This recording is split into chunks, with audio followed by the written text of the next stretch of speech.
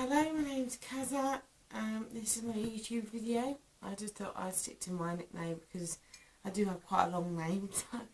I just thought it'd make it easy to use my nickname, which is Kaza. And I want to talk about building self-confidence.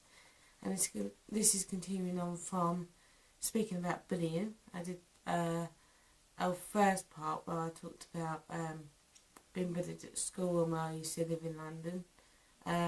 But I want to talk about bullying at work because I never knew when I first started working that bullying in the workplace existed. Perhaps I was a bit naive, I don't know. But it was when I went out one evening with my friend, some years back now, and she mentioned it, that she had been bullied at work. And I remember the first thing that came into my head was, well, they're supposed to be adults, aren't they? You know, you think, at adult age, all that stuff at school would have been left behind.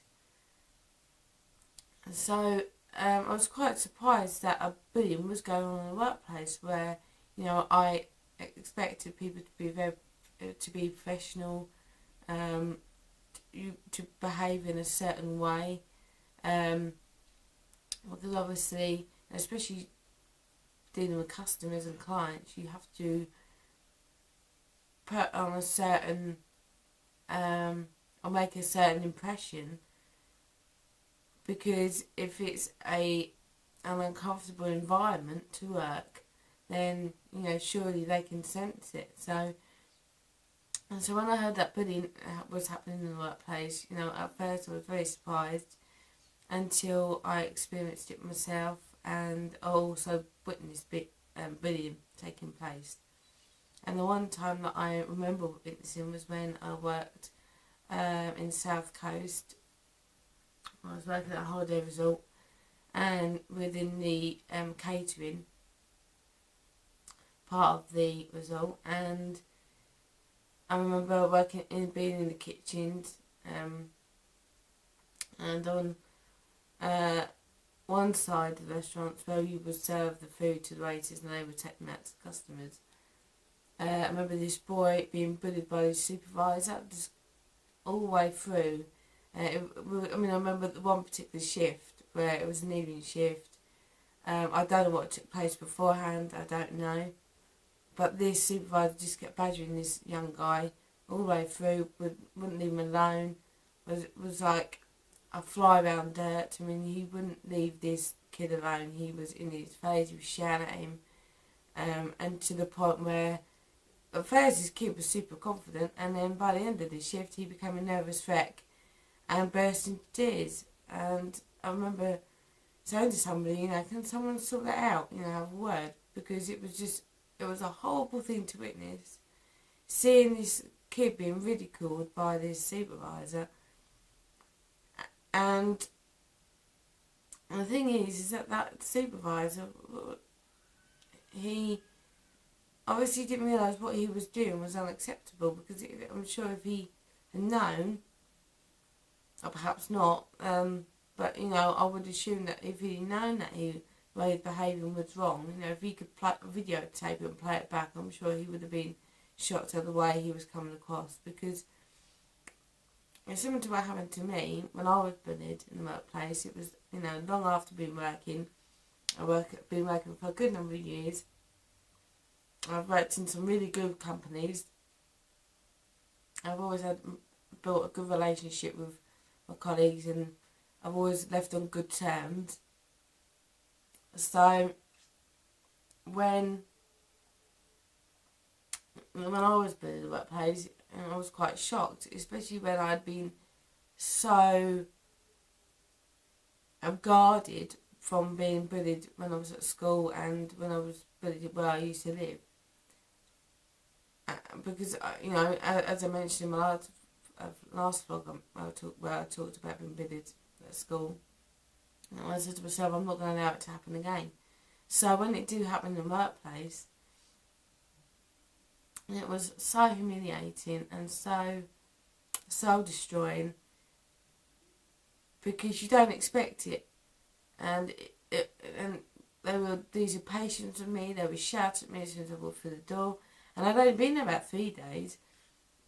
And they even said to me that there was a lot to take in the job. We don't expect you to get it all straight away. But they seemed to forget what it was like to be new, and they expected me to be at the same fast pace as what they worked. But, because there was a lot to do in the job, my focus was to get things accurate at first rather than worry about speed. I didn't go at snail pace.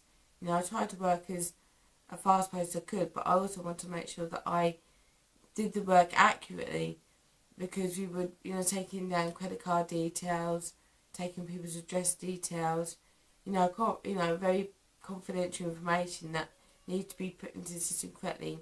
And obviously there's data protection. So, and they would,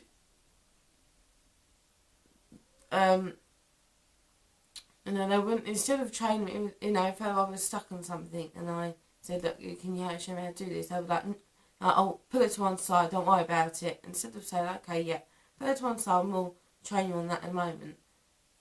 None of that whatsoever. And they seem to have no people skills. And, they didn't really have a conversation with me. But then, one of the ladies, when, we were just the two of us, because two would go home early, she'd be all nice and she, would compliment me, and I'd be like, why is she being nice all of a sudden? It was about like a Jekyll and Hyde sort of situation where, on her own she was nice as pie, but as soon as the others were there, she was completely different. And I don't know if they were aware of what they were doing. I don't think they did, because when I was really upset one day and I had had enough and I had to go and speak to the boss because I didn't sleep that night. I remember, playing the events over my head, because you can't help but think, is it me? Am I the issue? And, I went to the boss that night, and when I came back and it looked like I bothered me in tears, she said, oh, are you alright? And I was like, oh my God, you have no idea. You have no idea that how you all been behaving is acceptable, because also, I don't know what's been said, but then I noticed the other staff members being the same towards me, not wanting to help me when I used to ring downstairs. If I had a query on a product, they just, they talked to me, so I should have known I should have known the answer when, there was lots of tools and things there that I had no idea about. That's why I was asking. Because what's obvious to one person doesn't make it obvious to somebody else, especially if you're new to a job. So I'm being spoken to as if I should know what I'm talking about, and talks to me as if I'm stupid, as if I've asked something really ridiculous, when all I've asked is, what is this product, the size of something. Because I've had a customer on the phone, I've had a customer waiting on the phone who's wanted to know this information. And to have somebody, speak to you as if, I should know the answer, and, that it was an inconvenience that I was asking them for their help. I felt like I couldn't win. I felt like no matter what I did, it was wrong. Because as far as I could, I just put my head down and just got on with work as best I could. I tried to work at a fast pace, but I wanted to make sure I got things done accurately. But it just seemed like it wasn't good enough. But when I did speak to the boss, I felt that it had, mellowed down a bit, and I wasn't being spoken to like a piece of dirt towards the end, but the boss turned it around as if I was the issue and was dismissed. And the one regret I have is not taking it further and not taking legal action, because really I should have done, because it, could have happened to somebody else. And it's more likely, that it has happened to somebody else or will happen to somebody else afterwards. So I should have taken action. Because my husband, even though I didn't have a witness there who would have supported me, my husband, who saw what was going on, because he even turned up one day I was going to have a go at them. And I said, no, you know, it's not worth it, you know, because it just make things worse. I mean, one thing they couldn't say is that they couldn't put it down to lateness, because I was never late, and I always turned up all the time, even though I was tempted to be off sick, but I thought, no, you know, I've got this job, I've got to make the most of it, and I just thought, I'll just get in there and get out, and I just said to myself, if I want to walk out, I can do, you know, and it was something I don't ever want to be repeated. And I've said, you know, again, as I experienced when I was bullied at school, I said to myself, I'm not going to allow it to happen again. And I know I'm going to stick by that. And the first thing I always do now, when I start a job, is that I always look at the contract, and I always look at if there's a bullying policy. I mean, the last job I did, which was working and as an event steward, that was sort of weekend work, so that didn't have a contract. But anything that's long term or temporary, I always look at the handbook and what it says about bullying, discrimination, that sort of thing, because that's your evidence against them to say, look, I feel like I'm being mistreated, I don't feel like I'm being respected, I feel like I'm being bullied. You know, it says here that you have a policy. It says that, you know, bullying and discrimination is not accepted. I feel like I am being discriminated against. I want to report what's happening to me. I want you to take action, because that is your evidence to say, look, you've got it there in writing to say you have a bullying policy. I'm being bullied.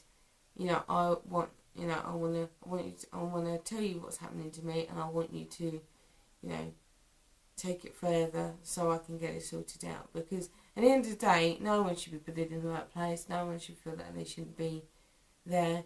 Everybody has the right to earn a living, and nobody has the right to bully somebody and make somebody's life at work a misery. You know, it should be a professional environment to a point.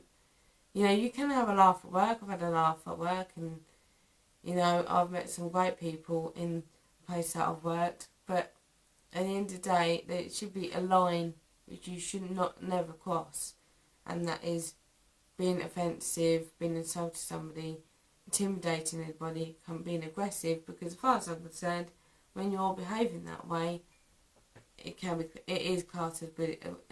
To me, that's bullying. And, you know, making somebody feel isolated, you know, being different to one person, being different to somebody else, it is completely wrong. I mean, I'm not saying that I'm a complete angel or I've been perfect, but one thing I will never be is aggressive or isolate anybody. You know, everybody is there to work, and so you should really just get on. It shouldn't be any need for bickering, tension. You know, I mean, places like Holiday Resort, there's always tension and at times, because you're living and breathing the work all the time, and you find that it's a bit like family where you can drive each other insane or you can have a great laugh. But you should never, it should still not an excuse to bully anybody. And that's why I'm doing these vlogs, because hopefully it will help someone who's being bullied at the moment. And if you are, you need help, you have reported your employer, but you feel like they're not taking you seriously, there are other places you can go, which will come up, links of where you can go of support out there, because there is support for those who've been bullied at work.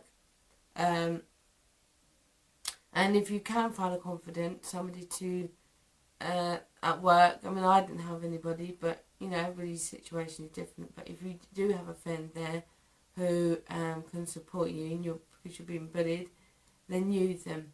And if like, and it goes hand in hand. If you know somebody's been bullied and you can be their confidant, support them. And if you witness anything, help them by reporting it and speaking to them and getting them to report it too.